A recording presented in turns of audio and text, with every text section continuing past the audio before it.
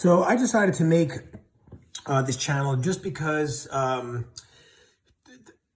just because I care about people so much. I just really do. I want to see everybody live a happy life, especially me, especially my family, my kids, my wife, my brothers, sisters, mom, dad, in-laws. Basically anybody that I know, I want to impact them in a positive way where they can live the best life that they possibly can. I turned 52 earlier this year, and when I was younger, in my teens, I was in a car accident, and I just came really close to losing my life. And I've since that day, I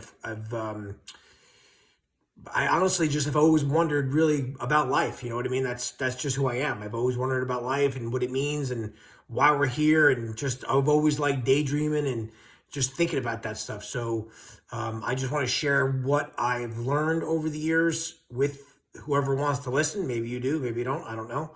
But ultimately, I'm hoping that these videos that I'm going to leave on this channel will impact people, like I said, positively in their lives, but especially my own family. It's really important to me that my kids live the happiest life that they ever possibly could live, because why else be here? You know what I mean? Why live any other way than happy?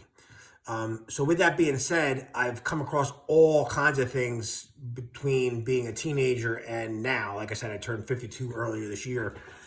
One of the first things that I can remember getting involved with is something called, man, I can't remember the name of it right now. It was like a weekend retreat. It was the Landmark Forum, actually, was called. I don't know if it's still around or not. I really have a very vague recollection of the Landmark Forum, but what I did come away with from that is that life was meaningless. And I don't mean that in a weird, bad, kind of sad way. I just mean it as, hey, we're here living our lives, and we're the ones who give it meaning. Meaning is not given to us. We're the ones who are giving it meaning. And I came across that Landmark Forum, honestly, it's probably 30 years ago at this point. And I've always had that life is meaningless point of view in the back of my mind.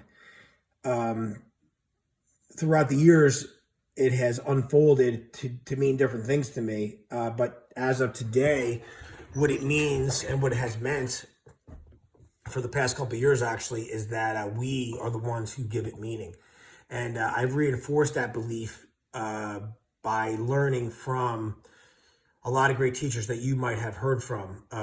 Abraham Hicks, I've been learning from the last couple of years. I've watched countless videos, read a couple of books of hers. Abraham Hicks, by the way, is somebody, her real name is Esther Hicks, but her Abraham is kind of like the collective people, I guess. I don't really know what you call it. So it's not Abraham Hicks. You can Google Abraham Hicks and you'll find out what I mean. Neville Goddard, as of late, has been phenomenal. I love Neville Goddard. He's just fantastic.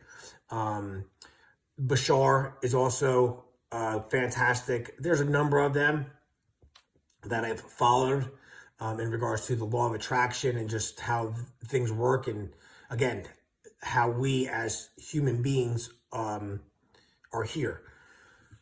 One thing that I think about often that I haven't heard anybody say, but I think about it a lot, is that this earth is so abundant in so many things. Think about it. There's so much, anything you can think of: air, trees, sand, grass, water, mountains, people, everything. There's animals, anything you can think of. There's so much of it. But when it comes to the subject of money, everybody thinks there's a lack of that. And I just find that thought process interesting because, again, there's just so much of everything. But when it comes to money, people think that there's a lack of it. There's like a limited amount.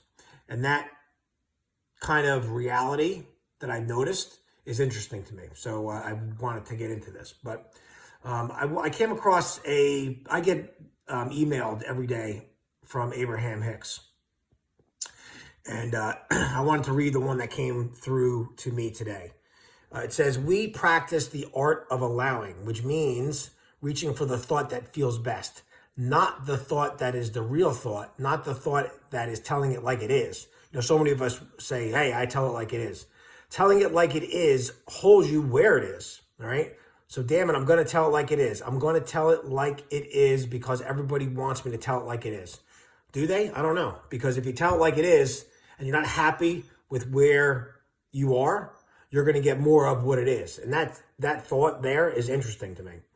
Tell it like it is if you like it is. But if you don't like it is, then don't tell it like it is.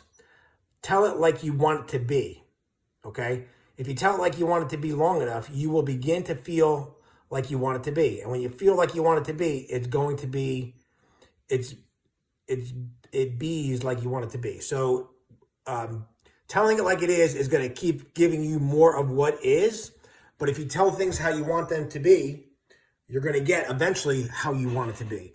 So I thought that was a cool email to get today, and I wanted to share it with you guys. Again, if you have any comments or questions or anything like that, always feel free to leave them here. I'd be happy to answer or point in any direction I think is great. But that is about it today. So live a good life, be happy. There's really no other way to be. I know we all get upset sometimes and frustrated, and believe me, I'm like the leader of that freaking pack. But you got to let that shit go and just be happy, because literally you're here one time. That is it. So enjoy it. All right. See ya.